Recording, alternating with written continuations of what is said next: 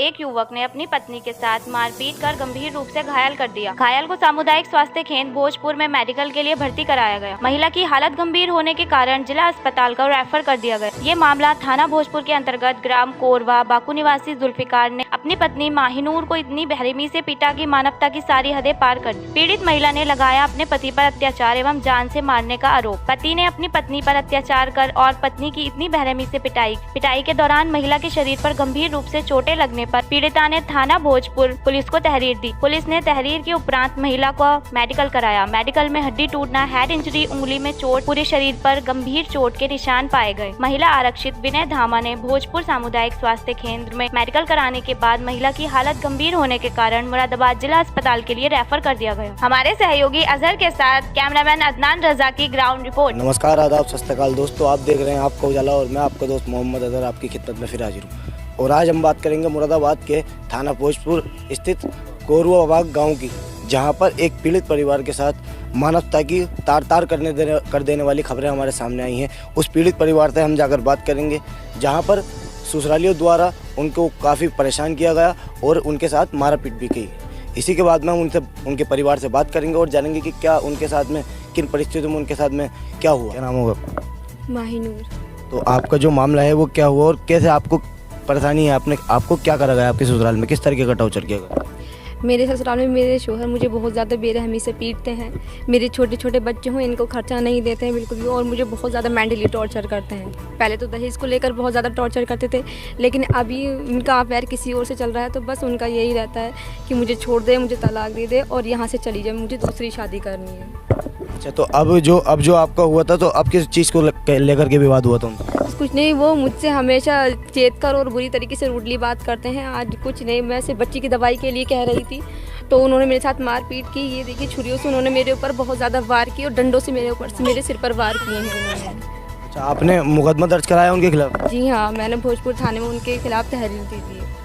देखिए, एक तरफ प्रधानमंत्री नरेंद्र मोदी दिल्ली के लाल किले से महिलाओं के सम्मान की बात करते हैं, महिलाओं की जागरूकता की बात करते हैं और महिलाओं को उस ओहदे पे ले आने की बात करते हैं कि उनका कोई दुरुपयोग ना करे, और दूसरी तरफ कुछ ऐसे लोग हैं जो उनका समाज में इस प्रकार से बहिष्कार करने की कोशिश करते हैं कि पूरी डबल इंजन वाली सरकार को बिल्कुल निराश करने के लिए, योगी सरकार को बदनाम करने के लिए कुछ लोग इस तरीके का भी काम करते हैं। और उनसे जानेंगे, हम इनकी मम्मी से बात करेंगे। आपका क्या नाम होगा? मेरा नाम खुशनुदी है। तो आपको कैसा सूचना मिली? आप कैसे इनके पास आए? मेरी बेटी ने इसका आवाज़ नहीं निकाल रही थी, फ़ोन किया कि अम्मी ऐसा से मुझे बहुत मारा पीटा है। हम जो 7 बजे का टाइम था, 7:30 बजे का, 7:15 हो रहे थे। हम उठे, हम घबरा के उठे, हमने बोला इसका फ़ोन करा, तो फिर इसकी आवाज़ नहीं निकली। हम सोए, एक लड़का मेरा पिछला लड़का और मैं और एक लड़की मेरी, हम गए। हमने पूछा, भाई तुम्हारी बेटी को इस तरह क्यों मारते हो? तो माँ का हम तो चिपट गए। हमारे बेटे को मारा, देवरानी के भैया ने मारा, मेरे लड़के को मारा और मेरी बेटी को मारा, जो मेरी बिजली बेटी है उसको मारा, और जो उनके लड़के थे उन्होंने मारा, और फिर इस लड़की को मारा। फिर मेरी उन्होंने देवरानी भी साथ में बहुत मारा पीटी करती है और उनकी अम्मी। देवरानी भी आपको साथ? जी हाँ जी। और आपका हस्बैंड? नहीं, वो सब साथ में है ना, साथ में मिलकर ही तो मेरे साथ मेंटली टॉर्चर करते हैं, मारा पीटी करते हैं। कई बार तहरीर दी हमने थाने में, कई बार तहरीर दी, थाने में भी दी, भोजपुर में भी दी, कोई सुनवाई नहीं हुई। पुलिस प्रशासन कुछ नहीं? अब कोई सुनवाई नहीं हुई। अब फिर हमारी बेटी के साथ में फिर ऐसे कर, कई बार पंचायतें हो गई, 10 बार पंचायतें हो गई, अच्छे लोगों ने पंचायतें कर ली, लेकिन शर्म ही नहीं आती, गैरत नहीं आती उन्हें। सर, क्या नाम होगा आपका? मेरा नाम रईस अहमद सैफी है। आपके ये जो घटना हुई है, ये आपकी कौन लगती है? ये मेरी भतीजी है, मैं इसका बड़ा पापा हूँ। तो आपको कैसे सूचना मिली इसकी? मुझे मेरे भतीजे सूचना मिली कि बड़े पापा ऐसे उसको माहिनूर को बहुत ज़्यादा मारा है और उसको उसने छुरी उरी निकाली, डरा रहा है, धमका रहा है, और छुरी पे उसके हाथ पे भी वार करा और गर्दन पे भी वार करा है उसने।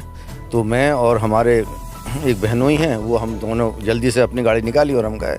जब जा कर के देखा तो उन लोगों ने हमारे साथ में भी बदतमीजी करने की कोशिश की। जब हमने थोड़ा सा गांव वालों को बुलाया और बातचीत की तो वो लोग हमें देख करके चले गए। जो आपके भतीजे थे वो मौके पर मौजूद थे वहाँ पर? हाँ, मौके पर मौजूद थे। उनके साथ में बदतमीजी की।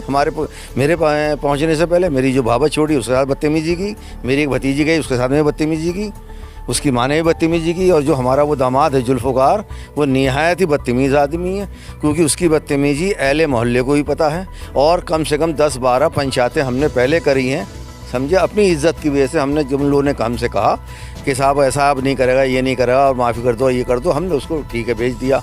10-12 पंचायतों में आज बिल्कुल अति से अति हो गई, बिल्कुल हद हो गई।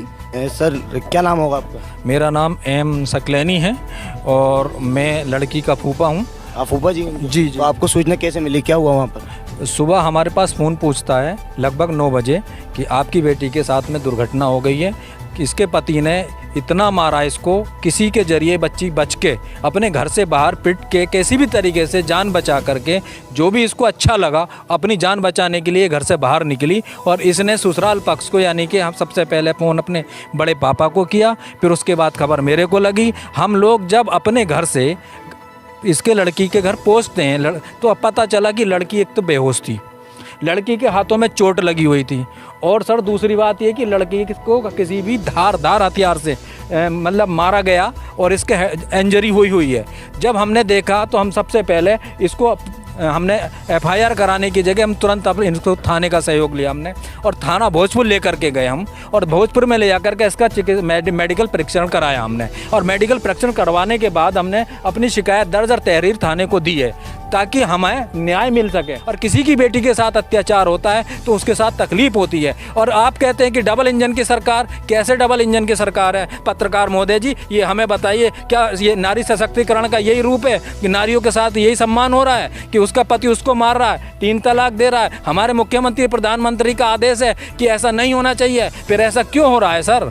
आप कंप्लेंट के बाद, कंप्लेंट आपने बाद में की है, प्रशासन को जब पता ही नहीं है तो आपके घर, इनके घर पे हो रहा था ना ये सब? प्रशासन को सर ऑलरेडी पहले से कई बार अवगत करा चुके हैं। लड़की पहले भी की थी? कई बार शिकायत पत्र दे चुकी है, थाने में दे चुके हैं, महिला थाने में दे चुकी है। लेकिन जब सारी हदें पार हो गई तो आज दोबारा से ये लगभग 5वीं बार ये शिकायती पत्र जारी किया गया, जिसमें आज लड़की का मेडिकल परीक्षण कराने के बाद में तहरीर दे दी गई है। और इस पर जो भी सरकार, ये थाने महोदय या अध्यक्ष महोदय, जो भी उचित कार्रवाई के लिए हमने आश्वासन दे के आए हैं, हमें मिला है आश्वासन, हमें जो भी आश्वासन मिलेगा हम उस पर उतरेंगे और उस पर कार्रवाई भी करेंगे। और हम अपनी बेटी के लिए हम न्याय चाहते हैं आपसे भी और सरकार से भी और जी थाना अध्यक्ष महोदय से भी।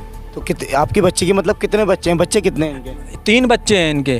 3 बच्चे में एक बेटी आप देख रहे हैं सबसे छोटा है, और इसमें देखिए एक बच्ची आपकी सबसे छोटी है। आप इस बच्ची से पूछिए कि इसके साथ क्या दुर्घटना हुई। बच्चे की एविडेंस तो सबसे बड़ा होता है ना। बोल सकती है बच्ची? बिल्कुल बोल सकती है सर, आप एक बार मेरे कहने से पूछ के देखिए ना, बच्चे से सवाल कीजिएगा। देखिए एक बच्ची भी है जो ये मौके पे मौजूद थी, इससे भी हम जानेंगे। बेटे क्या नाम होगा तुम्हारा? बालिया नूर। बालिया नूर। किसने मारा मम्मी को? अब्बू ने। अब्बू ने? काहे से मारा, किस चीज़ से मारा था? चाकू से और चूड़ी से। देखिए ये कितनी उम्र होगी इसकी बच्ची की आपकी? ये 3.5 साल की है। देखिए 3.5 साल की बच्ची है, जिसको मेरे हिसाब से अभी ये भी नहीं पता होगा कि झूठ किसे बोलते हैं। झूठ तो वो जानती नहीं है, तो इतनी सारी बच्ची भी अगर ये बात करी तो देखिए ये वाकई में कुछ लोग उत्तर प्रदेश में योगी सरकार की छवि खराब करने की बात कर रहे हैं। और लोग जो है कहीं ना कहीं इनसे नाखुश हैं। और इसी तरह की खबरें देखने के लिए हमारे साथ जुड़े। आपका उजाला की हर खबर की अपडेट देखने के लिए बने रहिए हमारे साथ। हमारा चैनल लाइक, सब्सक्राइब, शेयर करना ना भूलें।